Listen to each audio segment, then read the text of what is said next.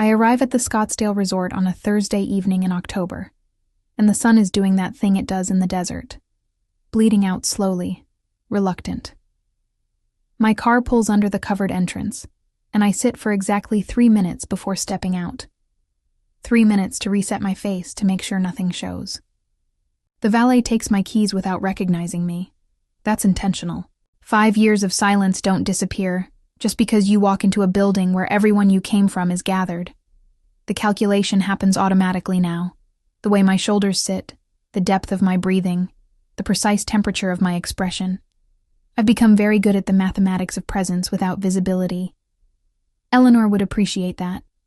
Eleanor always appreciated precision. The lobby smells like money and eucalyptus and the particular desperation of people trying very hard to seem relaxed. The Phoenician isn't subtle about what it is. Neither am I anymore, but I've learned to carry it differently. I wear it like something I thought about and then decided against, which is closer to the truth than anything else. The woman at the check-in desk sees my name on the reservation, and her face does that thing it does when recognition almost happens, but doesn't quite. Rachel Whitmore. It's a common enough name in certain circles. She has no reason to connect me to the family narrative, to the story everyone probably still tells about the difficult daughter who couldn't hack it and disappeared to lick her wounds. That's the story they would tell. I know exactly what that story sounds like because I heard them practicing it the day after I left. My room is on the 3rd floor, contemporary enough to feel expensive and distant enough to feel safe. I stand at the window and look out at the pool area where early evening light is catching the water in ways that would make certain people want to photograph it and then post it somewhere. I think about Instagram, about what people choose to show, about the architecture of public personas. I've been thinking about these things professionally for 5 years. I've made an extraordinary amount of money thinking about these things. Sentinel Core Technologies is, from the outside, a relatively quiet company. We don't advertise. We don't appear on podcasts or at conferences where ambitious people gather to signal their ambition. Our government contracts are not the kind that show up in press releases. Our work is protective in nature. AI compliance infrastructure, data privacy systems, the unglamorous architecture that prevents catastrophes that never happen because we prevented them. Success in my field means nothing has gone wrong. It means no headlines.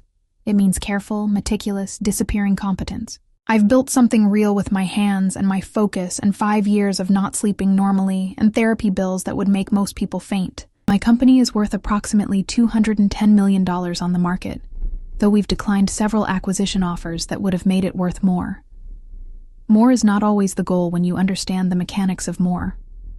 When you understand how the acquisition would require you to let it be dismantled and rebuilt in someone else's image. Some things are worth keeping intact. My parents still don't know what I do. My sister definitely does, which is actually the more complicated problem.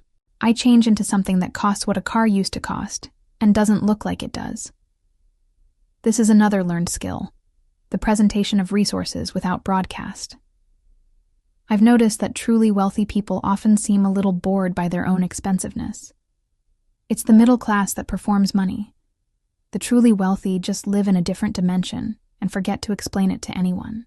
I take the elevator down to the ballroom level, and there is Eleanor, standing near the entrance to the main event space, wearing a cream-colored dress that was probably tailored in a city that makes decisions about what elegance means.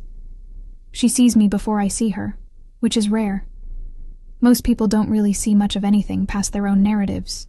She smiles, and it's the smile of someone who has been waiting for something to arrive on schedule. Rachel, she says, and it's the first time I've heard my name said by someone who means it in 5 years. Not the version of my name that gets discussed in theory, in the absence of my presence. The actual name, attached to the person standing in front of her. I wasn't certain you would come. Neither was I tell her. It's the truth. I wasn't certain until approximately 36 hours ago, and even then, it wasn't certainty so much as an understanding that arriving was the only thing that made sense. Certainty implies confidence. This is something else. This is inevitability wearing a calm expression. Eleanor takes my hand, and her grip is precise, aware. She is 80 years old, and the only person in my family of origin who ever looked at me and saw the actual problem instead of blaming me for existing. Your mother has been quite stressed about the possibility of you appearing, she says. Not accusingly, just factually. Eleanor has never been one for unnecessary adjectives. Is she here? I ask, though I already know she is. I can feel the shape of her anxiety somewhere in this building, the particular texture of her fear that someone might learn the truth about her daughter. The truth being that her daughter was never the problem. The truth being that she raised 2 girls in the same house and only one of them learned how to function without external validation. The truth being that she spent 27 years trying to fix me when I was never broken. I was just different. In the main ballroom, she's been managing details. Eleanor releases my hand but doesn't step back. Your father is discussing commercial development with someone who probably doesn't care about commercial development. Victoria is radiant tonight. She's giving a speech. There's something in the way Eleanor says radiant. It's the kind of word that can mean anything if you say it correctly, and Eleanor says it like she means it as a description of something that's being covered over. Like she means radiant the way we mean a cancer that's spreading quickly through tissue that hasn't noticed yet. I heard, I say, through the family network. She's been restructuring the foundation. Is that what she's called it? Eleanor's eyebrow does a very small thing that someone would miss if they weren't paying careful attention. I'm always paying careful attention now. It's a professional liability and a personal necessity. Well, that's one word for it. Come inside. You should be there before she speaks. It would be odd if you weren't. We walk into the ballroom together, and it's exactly what I expected it to be. The aesthetic is late luxury, the kind of expensive that people who have money invest in when they're trying to demonstrate they have it. Lots of gold leaf, lots of cream linen, lots of flower arrangements that cost more than monthly rent in most American cities. The guest list is what you'd assemble if you wanted to represent wealth without representing actual power. Business people, society people, that particular category of successful-ish individual who gains status from proximity to more successful people. My mother sees me, and her entire body goes still. Not in a good way. In the way that prey animals go still when they realize that the threat they've been peripheral visioning has made a full approach. She's wearing something that's probably worth more than a car, and it doesn't make her look confident. It makes her look like someone wearing expensive armor that isn't actually protective. She doesn't come over. Instead, she watches me move through the room toward Eleanor's designated table, which is, of course, in a position of subtle but absolute authority. Eleanor doesn't sit with the important people. She sits where the important people have to acknowledge her. There's a difference. My father is there, and he doesn't recognize me. Not in the way people usually mean that word. He sees me and registers that someone is occupying space, and then he returns his attention to whatever commercial transaction he's been mentally tallying. He's aged in a way that suggests he's been very committed to not thinking about anything that would require genuine emotion. His face is tan, and his hair is the color of someone who decided to stop worrying about whether this looked natural. He looks like a man who has never been uncertain about anything, which means he's been terrified his entire life. Victoria is holding court near the stage, and she's exactly what I remember, and nothing like what I remember. More polished, maybe. More convinced of her own narrative. She's wearing a dress that costs approximately $15,000. I think, from the set of her shoulders and the particular way the fabric moves. She's been doing that thing where she tells a story about helping someone, and her audience is doing that thing where they laugh at the right moments and marvel at her generosity. She's an excellent liar. She always was. The difference is that now I understand that she doesn't actually believe any of it. She's performing the story of herself, so convincingly that the performance has become the only reality she can access. When she sees me, the smile doesn't disappear. That would be too obvious. Instead, it sharpens. It becomes something that contains an agenda. Rachel, she says, coming toward me across the ballroom. I didn't think you would come. Everyone keeps saying that, I tell her. It's interesting. Like my choice to be present is somehow surprising when really, it's the simplest thing I've decided in months. She laughs, and it's the laugh she used to use, when she wanted to make fun of something without seeming mean about it. Still so cryptic. Still so intense about everything. How's that been working out for you? Are you still doing the tech thing? Tech thing. It's accurate and dismissive in exactly the way she'd intend it to be. I think about telling her. I think about watching her face change as she realizes what I've built. I think about the particular satisfaction that would come from saying the words out loud, from seeing her understand that I didn't just survive after leaving, I thrive in the space away from here. But I don't, because that impulse is someone else's. That impulse belongs to someone who still needs Victoria to understand something about them. I don't need that anymore. It's been interesting, I say. How's the foundation work? Something moves across her face, so quickly that only someone paying absolute attention would catch it. She does catch that I caught it. Wonderful, she says. We're making real impact. But I want to hear about you. I want to know what you've been doing in the mysterious tech world. I do compliance work, I tell her. Infrastructure protection. It's not very glamorous. She nods like she's storing this information in a particular folder, and then she excuses herself to prepare for her speech. Eleanor watches the interaction with an expression that contains a very complete understanding of everything that just passed between Victoria and myself. She doesn't know, Eleanor says quietly. But she will soon. That's why you're here, isn't it? I came because you asked me to, I say. That's not what I asked you to do, Eleanor says. I asked you to consider coming. You came because you understood that something was ending. Something needed to end. And you wanted to be present when it did, so you'd know it was actually finished. She's not entirely right. But she's not entirely wrong either. The truth is, somewhere in that gap between wanting something and allowing something. The truth is that I got a call from Marcus 3 weeks ago, and he told me that someone had run a very specific type of background check on me. And then he told me why. And then I understood that the architecture of this particular moment had been constructed months ago, and I was simply one element in a system that was resolving itself. Marcus is my COO. He was military intelligence in another life, before he decided that private sector work was more interesting. He has a precise way of explaining complex situations that makes them sound almost simple. When he called, he said, "Your sister hired people to dig into your life. The people she hired dug into hers instead. She's committing fraud on a scale that would interest the Securities and Exchange Commission. Also, your father's involved.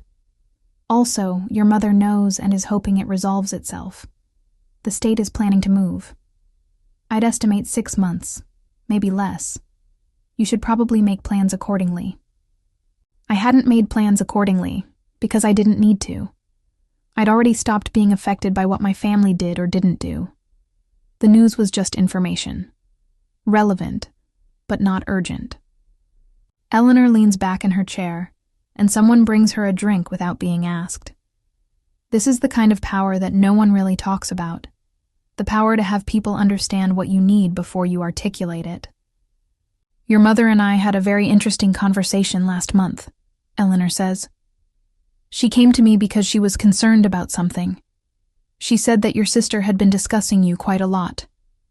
Your mother was worried that you were spreading rumors about the foundation, that you were somehow orchestrating some kind of revenge. It was very creative, actually, the way she constructed it. Very protective." "She was protecting Victoria," I say.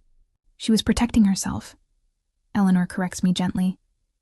"That's what mothers do when they're terrified they've chosen the wrong daughter.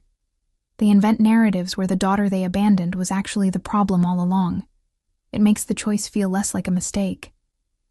I don't say anything, because there's nothing to say.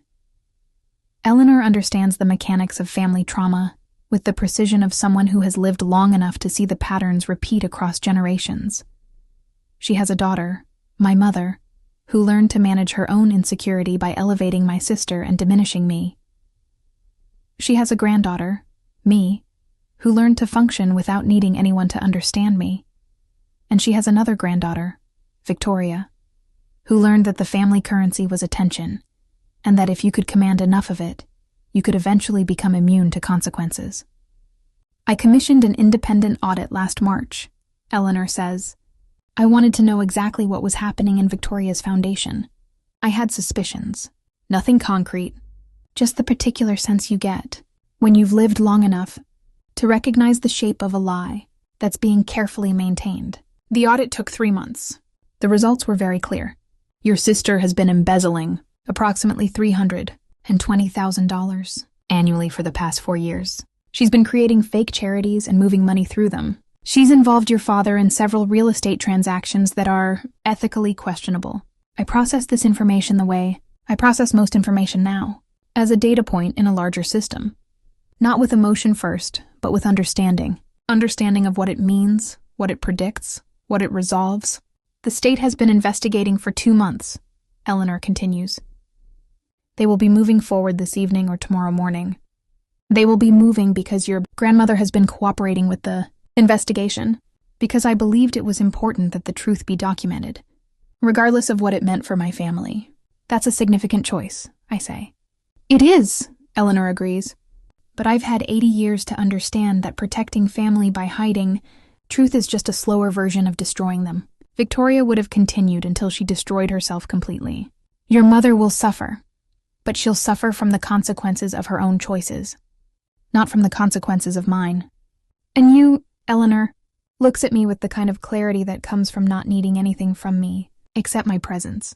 You will have survived something that was designed to destroy you, and you will have done it without destroying anyone else in the process. I came back to prove something, I hear myself say. I think I came back for that. Eleanor shakes her head. You came back because part of you still needs the truth to be witnessed. You came back because even people who have healed completely still need the world to see that they were right, that the thing that hurt them was actually the problem, not them. She's not wrong about that. The lights dim slightly, and Victoria takes the stage. There's a particular energy in the room that shifts. This is the kind of moment where everyone is present for something they believe is meaningful. This is the kind of moment where the room is arranged to elevate someone and make everyone else into audience. Victoria is excellent at creating these moments. She begins to speak about the foundation. She talks about the meaningful work they've done, about the families they've supported, about the commitment to transparency and ethics. She uses words like legacy and responsibility. She manages to make it all sound true. She's that good. I watch my mother watching her, and I understand that my mother has never actually seen Victoria. She's only ever seen the reflection of herself in Victoria, and she spent 28 years arranging the lighting so that reflection looked how she wanted it to look. My father watches with the expression of a man who is calculating tax implications. I listen with the expression of a woman who has nothing at stake. Victoria's speech is polished and well-constructed. She builds toward a particular moment where she thanks her family for their support, where she gestures toward my mother and father and talks about learning from them what it means to take responsibility for something larger than yourself. She even mentions me, just barely. A throwaway comment about how it's important to focus on people who are grateful for the help they receive. People who understand that family means service. My mother nods along. The audience applauds at the right moments. No one is paying attention to the door at the back of the ballroom, where someone has just entered and has begun speaking quietly to someone else. It takes approximately 3 minutes for the understanding to move through the room. Someone will lean over and whisper something to someone else. Someone else will recognize one of the new arrivals. Someone will make a connection between the two suited individuals standing near the exit and the context of where they are and what is about to happen. Victoria finishes her speech with a statement about the importance of gratitude and integrity, and the moment she steps down from the stage, the first investigator moves toward her. I watch the entire sequence with the precision I'd use to watch a system resolving itself. Shock, confusion, then understanding, then the moment where Victoria's face changes completely, where the performance becomes impossible to sustain because the reality has become too urgent. My mother makes a sound that isn't quite a word. My father stands up very slowly. Eleanor finishes her drink. The investigator identifies herself and informs Victoria that she's being detained for questioning regarding fraud, embezzlement, and conspiracy. The words grand larceny get used. The word conspiracy gets connected to my father's name. The room, which was designed to be a celebration of status and achievement, becomes something else entirely. Victoria tries to maintain her composure, and it's almost impressive how long she manages it. Almost 30 seconds. 30 seconds where she's trying to calculate whether the performance can still hold. Then her face crumples. Not with emotion, but with comprehension. Comprehension that the system she's been manipulating has actually been maintaining documentation the entire time. Comprehension that documentation exists in triplicate. Comprehension that there is no version of this moment where she walks out of this ballroom as anything other than someone being escorted away. The room has the particular quality of spaces where something enormous has just become visible. People are looking at each other. People are looking at their phones. People are beginning to understand that they were at a party that is no longer a party, that they are guests at an event that has transformed into something that will require awkward conversations later. Eleanor stands up calmly, and because Eleanor is Eleanor, everyone begins to understand that this is the actual center of the room, not Victoria being led away, not my mother's expression of devastation. Eleanor, who is standing with the particular authority of someone who has been waiting for this exact moment for months. She speaks clearly enough that most of the room can hear her. My family is grateful for the state's investigation and for their commitment to ensuring that people who commit crimes face appropriate consequences. We are also grateful for the opportunity to rebuild the foundation on a basis of actual ethical principle rather than performative altruism. My granddaughter is not guilty of being different. My daughter is not guilty of suffering from her own poor judgment. My family is simply guilty of what most families are guilty of, choosing to see what we wanted to see, and blaming someone else when reality became inconvenient. She's not looking at me when she says it, but I'm the someone else she means. She's not talking about me to change my mind. She's talking about me to change the room's mind. She's doing what family is sometimes capable of doing, holding truth long enough for other people to stop looking away from it. Victoria is led out of the ballroom. My mother follows, along with my father, along with several other family members who have suddenly remembered they need to be elsewhere. The party, which moments ago was a careful arrangement of status and hierarchy, becomes a space where people are looking at their shoes and wondering how to leave without appearing to flee. I stay until the room has mostly emptied. I help Eleanor gather her things. I walk her back to the elevator with the particular care someone uses when they're moving through a space they might never move through again in quite the same way. "Thank you for coming," she says when we reach her floor. "I'm not sure I did this for you," I tell her. "I know," Eleanor says. "You did it for the part of yourself that needed to know that truth was bigger than the narrative. You did it because you're a person who understands that sometimes the most powerful thing you can do is simply continue existing in a way that contradicts what people said about you. You did it because you had built something real, and you needed to know that real things don't disappear just because people try to ignore them." After she closes her door, I walk back through the resort. I get into my car. I drive out of Scottsdale with the desert cooling around me, and I don't look back because looking back is something people do when they're still connected to something. I'm not connected anymore. I'm just someone who was, and then chose to be something else. 3 weeks later, I'm back in Austin. The news about Victoria's arrest has been carefully managed by my father's PR team. There are narratives circulating about mental illness and addiction. There are stories being told about how my parents were victims of Victoria's deception. There are no narratives about me, which is exactly how I prefer it. Marcus sends me articles and information without comment. He understands that I don't read news about my family with the investment that other people might. He also understands that some things need to be documented, if only to prove they happened. I'm in my office when my mother calls. Her number comes through on my phone with a particular texture of fear. I let it go to voicemail. She calls again 3 times in an hour, and I let each one go to voicemail. By evening, there's a message. "Rachel, I know you're angry. I know you're probably feeling satisfied about what happened to your sister. I want you to know that your father and I never agreed with what Victoria was doing. We're also very sorry about how we treated you. We would like the opportunity to discuss things if you're willing. I love you. Please call me back." I don't call her back. A week later, I'm in the office, and Marcus tells me that there's someone waiting in the reception area. It's my father. He looks exactly like a man who has built his entire sense of self on things that are crumbling, and now he has to navigate a world where the crumbling is visible to people outside his immediate control. "I asked security to let you know," he says when he sees me. "I wasn't sure you'd see me, but I drove down to Austin because I needed to try." "Okay," I say. "You've tried. You can go back." "Your sister is being charged with 6 different felonies," he says, and there's something in his voice that suggests he's been rehearsing this moment. "She's looking at 15 to 20 years. Your mother is devastated. I am devastated. And the one person who might have... You were involved in this somehow. Eleanor said you were." I don't correct him. I don't explain. I just wait for him to make his point. "Why didn't you tell us?" he asks.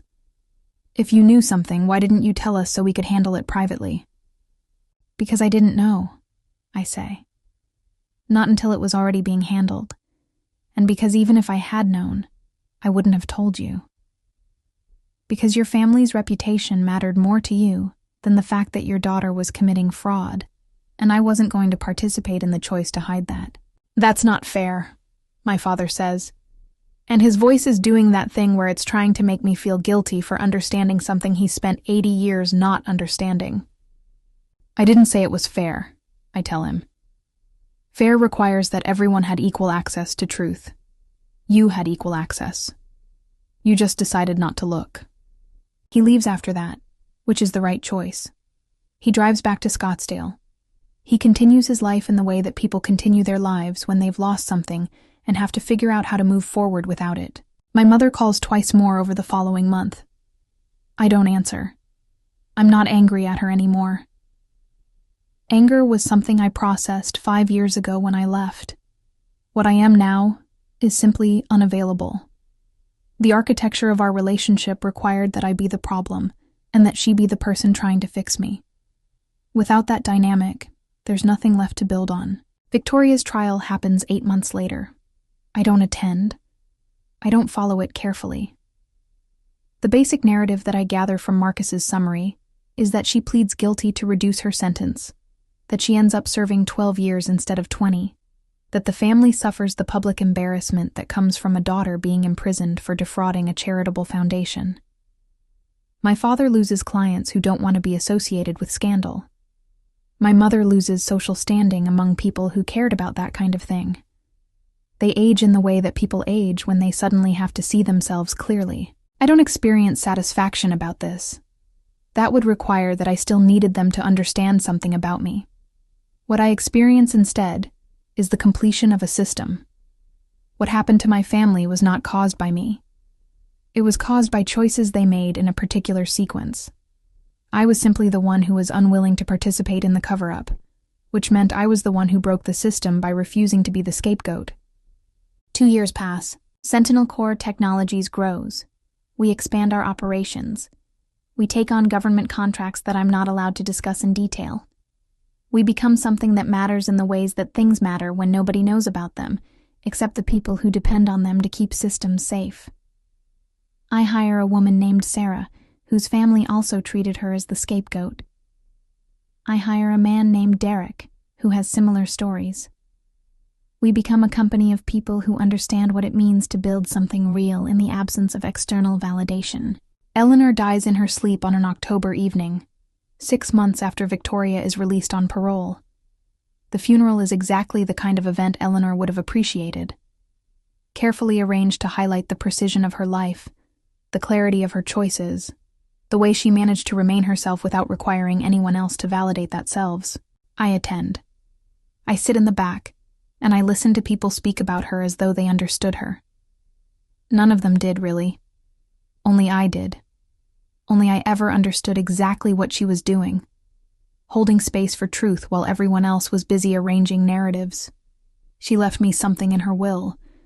Not money, something better. She left me the original audit that proved what Victoria had done, along with a letter that says, "Rachel, I wanted you to have proof.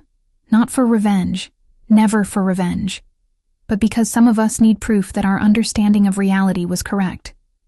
Because some of us have spent our lives being told that our perception was flawed, and we need documentation that our perception was actually the only clear thing in a room full of distortion.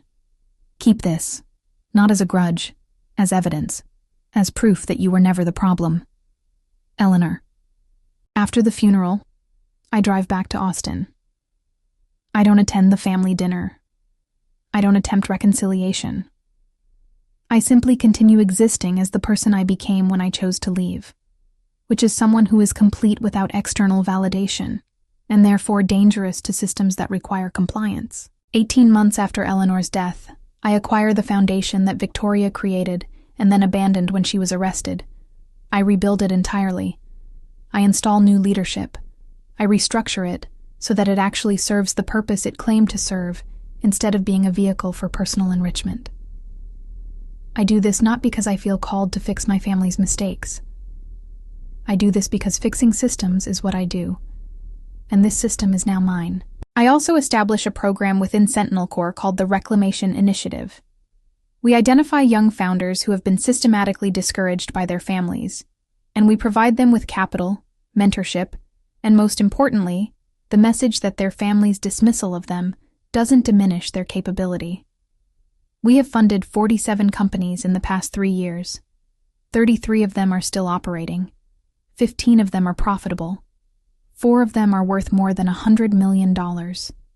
All of them were founded by people whose families told them they would never amount to anything. I meet someone in a way that has nothing to do with searching for someone. We encounter each other at a conference about data privacy, and we have a conversation that lasts 42 minutes. He asks me to dinner, and I say yes, because the question felt like genuine curiosity rather than the need to claim something. His name is James, and he works in international law.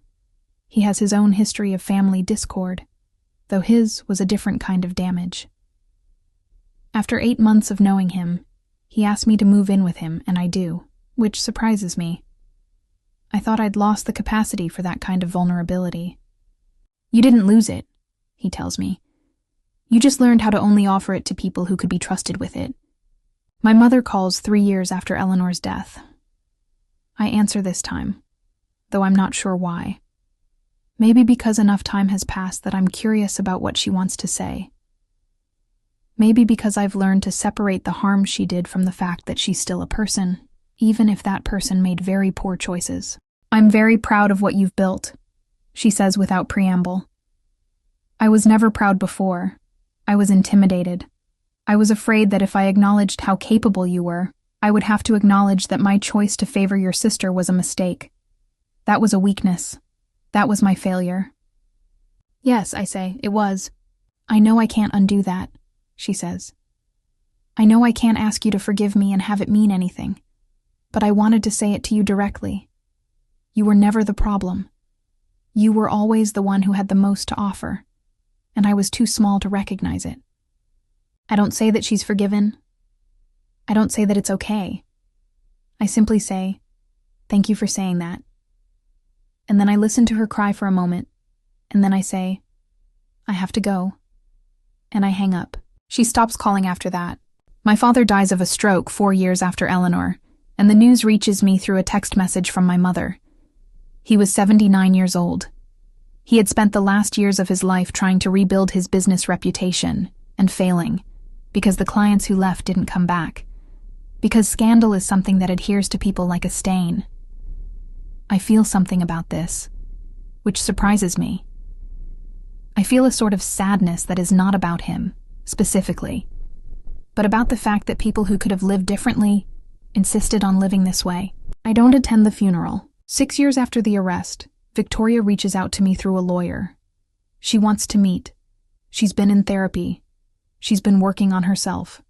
She wants to apologize. Don't, I tell the lawyer, who conveys my response. Tell her that an apology is something she needs, not something I need, and I'm not going to participate in her healing process. I've already healed without her. The lawyer seems confused by this response. Most people would want the apology. Most people would want the person who hurt them to acknowledge the hurt. But I understood something that most people don't. Victoria's apology is irrelevant to my life. My healing was complete the moment I stopped waiting for her to become someone who could hurt me. I'm 39 years old now. I'm the CEO of a company worth $370 million. I'm in a stable relationship with someone I love. I speak regularly with my mother, though we will never have the kind of relationship that most people have. I don't speak with my sister. I don't attend family events. I have built a life that is so thoroughly separated from the place I came from that it sometimes feels like I'm remembering someone else's childhood. The company continues to grow. We develop a particular expertise in preventing data corruption that occurs as a result of AI systems becoming trained on fraudulent information. This becomes incredibly important as artificial intelligence systems begin to make decisions that affect millions of people. I become someone who is consulted by governments about how to structure regulations that protect people from the technology that is supposed to protect people. Some of this work requires me to return to Scottsdale and other places associated with my family. When I do, I feel nothing. I move through these spaces the way a person moves through a museum of their own history. I see the resort where Eleanor died. I see the restaurants where family dinners happened. I see the houses that contain people who shaped me by attempting to destroy me. None of it touches me anymore. That's not cruelty. That's completion. At 41, Sentinel Corp goes public. The IPO values the company at $1.2 billion. My shares represent approximately $210 million in personal wealth. The financial press becomes very interested in me at this point, which is unfortunate. Various business publications want to do profiles. They want to know about my leadership style. They want to know how a woman in a male-dominated industry rose to such prominence. I don't tell them about my family. I don't explain where my hunger comes from. I don't describe the particular flavor of certainty that comes from building something real in the absence of anyone believing in you. I simply say that I'm committed to solving difficult problems, and I hire the best people I can find, and I try to make decisions that I'd be comfortable explaining in court. This, apparently, is a remarkable approach. After the IPO, I hire a woman named Michelle to be my head of human resources. She has the kind of resume that suggests she's done this before, at companies that were good at people management. In her first week, she says to me, "I've been reading about your company culture, and I'm noticing that we have a disproportionate number of employees whose family situations are complicated." That's interesting. Is that intentional? Yes, I tell her. It's very intentional. People who have survived family trauma often have certain skills that are valuable in places where precision and integrity matter. They know how to function without needing external validation. They know how to work under pressure. Most importantly, they know how to recognize deception because they've spent their lives learning to detect lies that were being presented as love. She nods, like this makes sense. Which it does if you've ever been the person in a family who could see clearly while everyone else was committed to distortion. James watches me work, and he's learned not to worry about me in the way that people worry about people who are fragile. I'm not fragile. I'm precisely calibrated in ways that are not always obvious. He's learned to recognize the moments when I'm working through something and the moments when I've already decided something and just need to execute it. He's learned that my distance isn't rejection. It's precision. It's the particular clarity that comes from someone who learned very early that if you don't protect yourself, nobody else will. "Do you ever think about your family?" he asks me one evening, and I'm surprised by the question, because I usually don't volunteer information about them, and he usually doesn't ask. "Sometimes," I tell him, "the way a person thinks about something that happened to them a long time ago, with a kind of distant understanding. I can see the shape of it. I can understand what happened, but I don't feel connected to it anymore." "Is that healing?" he asks. "I think it is," I tell him. "But it's not the kind of healing that people usually describe. It's not about forgiveness or reconnection or finding peace by understanding everyone's perspective. It's about building something so real and so separate from the original wound that the wound becomes irrelevant. It's about surviving long enough to be standing when the truth arrives. When I'm 45 years old, my mother calls me to tell me that she's dying. Cancer. Advanced. She's had it for 6 months and didn't tell me because she was still managing the narrative, still trying to control my perception of her circumstances. "I'm coming to you now," she says, "because I'm running out of time and I wanted to tell you something while I still have enough mind to tell it properly. You were never the failure. You were never the disappointment. You were the person who had the most potential and the least willingness to accept compromises, and I found that threatening. I found it threatening because you reminded me that I had accepted compromises, and some of them had been with my own daughters. I spent 25 years trying to make Victoria into something that would justify the choices I'd made. And I spent 25 years blaming you for not accepting my version of reality. I understand that now. I understand that late, but I understand it. Yes, I say. Do you have anything you want to say? She asks. I understand that you did the best you could with the capacity you had at the time. I also understand that best wasn't good enough, and I've built my life without waiting for that to change. I don't forgive you because I don't experience forgiveness as something that would help me, but I acknowledge that you were human and limited, and that you made choices that hurt me. That's the most honest thing I can tell you. She dies 6 months later. I attend her funeral because by that point she's dead, and funerals are about the living, not the deceased. My sister comes, and we don't speak.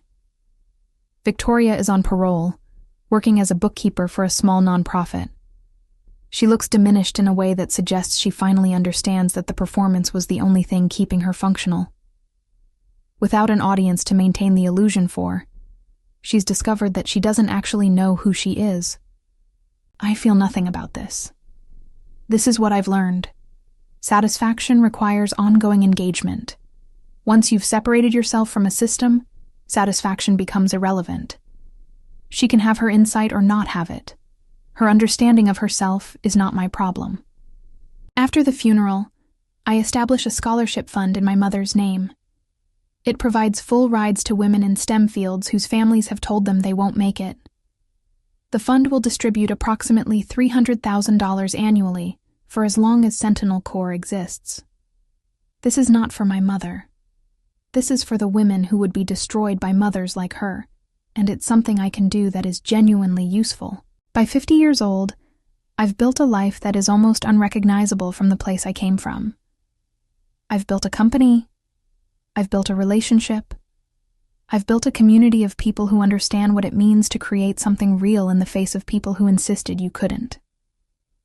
I've built a legacy that has nothing to do with my family name and everything to do with the person I became when I chose to survive by building instead of by fighting. The story that people tell about me now is completely different from the story that my family told. Now, I'm a technology innovator.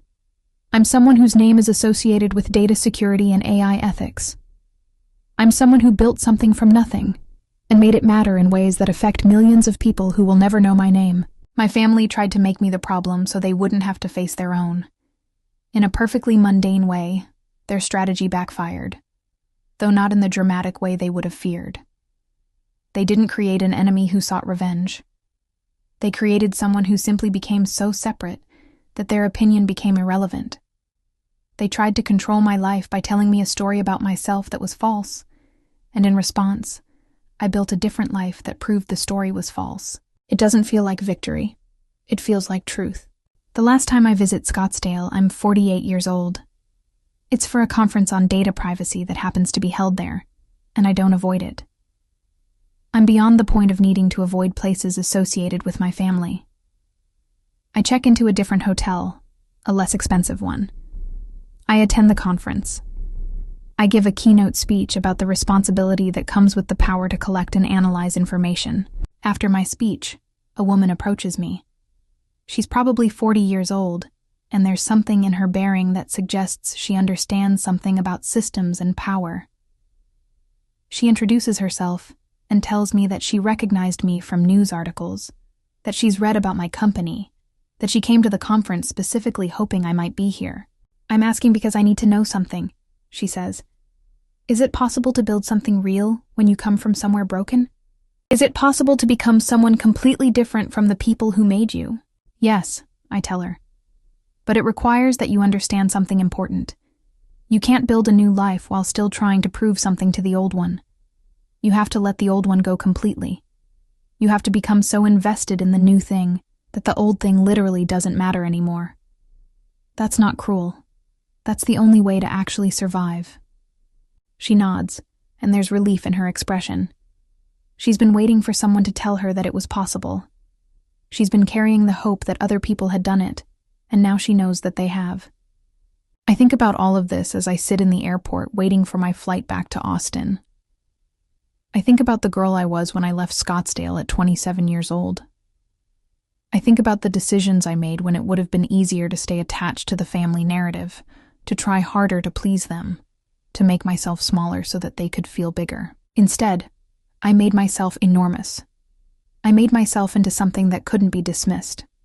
I made myself into something real, in a world that my family had trained me to believe only accepted things that were performative and connected to status. I proved them wrong, not by confronting them, but by simply existing in a way that demonstrated that their version of reality was incomplete. Some battles don't require you to fight. They require you to survive long enough to be standing when the truth arrives. The truth arrived, and I was standing. My family crumbled under the weight of their own choices, and I didn't have to do anything except be present to watch it happen. That's not a story about revenge. That's a story about integrity. That's a story about what happens when you build something real instead of waiting for people to build your life for you. I'm still married to James. I'm still CEO of Sentinel Core Technologies. I'm still in therapy, though now it's once a month instead of 3 times a week, which suggests that the work has been done. I still don't speak to Victoria. I still don't carry anger. I still don't need my family to understand what I became because I understand it, and that's enough.